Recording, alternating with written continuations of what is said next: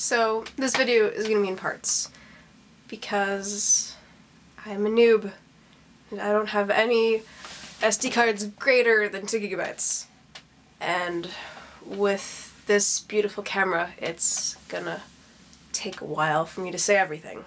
But, as I was saying, to continue my rant thingy about economics, number 3. Humans behave rationally. I used to not think this. I used to believe that people acted on whims or because of feelings or because of passions, and I suppose to some degree they still do. I mean, I bought these shoes, clearly not with any sort of logic or reason, but because they're just so beautiful. Yes, people respect me when I wear these shoes, no, not really. There's this one kid put it, I'm not black and I'm not from the 80s, so it doesn't really work. That's okay. But other than that, people will act rationally, and I think when you tap into that and how people can act rationally, and when they do especially, it's nice.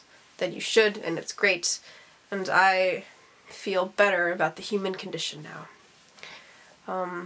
Number 4 is the idea of scarcity, that all of our resources are limited, and so we have to allocate what we have accordingly, and we have to be careful not to either ruin our resources or not take chances, because things often only come around once in a while. And yeah, stuff like knowledge or friendship. This video, I'm sorry, it's taken a long time, but yeah, friendship is magic. I actually like that show a lot. I've started watching My Little Pony, Friendship is Magic. Don't you watch that show, Wendy? I'm pretty sure you did, maybe. I can't remember. It was many moons ago. But I like it. I think it's cute. It's not like the greatest thing I've ever seen, but it's definitely up there. It's pretty adorable as a kid's show. And I'm not gonna hate on it because its demographic is for little girls. I mean, like, I think it's a decent show, and I enjoy it. And when it comes down to entertainment, if you enjoy it, then that should really be all that matters. Not because of its fan base or because of its intended demographic, it's just what rubs you the right way. And that saying is extremely sexual. I admit that. The 5th thing is diminishing returns.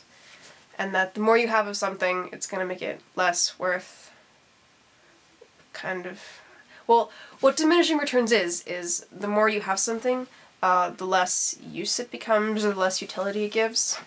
I like the example that the academic decathlon packet gives, or that Akadeka gives in general, as candy bars. When you have one candy bar, you're just like, oh, so good, I love candy bars. You eat it. You're saying nom nom nom. And then somebody, like, you're given a second one. You're like, yes! Dude, this is a great day! I love candy bars! And you eat that one too. And this keeps happening until, like, I don't know, depending on who you are, it's your 75th candy bar. You eat it, and you realize that this isn't worth it anymore. Or it's just like, oh, no man, I'm full. I used to think that there was, like, a way around this, but there's not. Diminishing returns is pretty cool, and it's made me realize that, I don't know, I should stop buying jackets, because I have, like, this giant pile of jackets on my futon right now, and that's not acceptable. The 6th is Pareto efficiency. The idea that you can't add to one thing without taking away from another. And the more I think about it, the more I realize that life is Pareto efficient. That there are only 24 hours in a day, and no matter what you do, you can only ever allocate your time and energy into certain aspects of that day. Time that I spend making this video, I can't spend sleeping.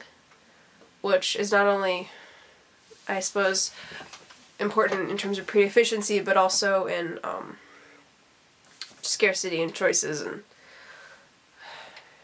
tired. It's like 2 in the morning right now. I don't know what I'm saying. But yeah, Pareto efficiency. And like by making this video, I choose to do this over sleeping because I don't need to sleep anymore. Sleep. Yeah, school's not in. Not doing that. I don't need to sleep. Yeah. After this, I'm gonna go to sleep.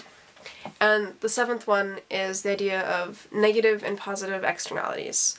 And that sometimes you have to make decisions without considering or without basing them on the reactions and the external consequences of those actions.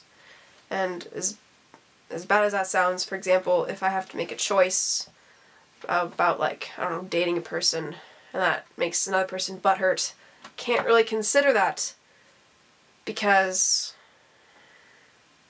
Why did I say butthurt? Yeah. But positive and negative externalities are important because sometimes you just have to make decisions, and whatever their effect, you want to consider other people, but you don't want other people to have the greatest say. And wow, I just realized that these are all super vague and they make no sense out of context. But that's okay, because economics are super vague and they make no sense out of context. So that's alright. You should tell me something about economics that I don't already know. Which, depending on what you tell me, could be difficult. I don't know. Yeah. This is the one pro video. I'm gonna continue once I get a better SD card.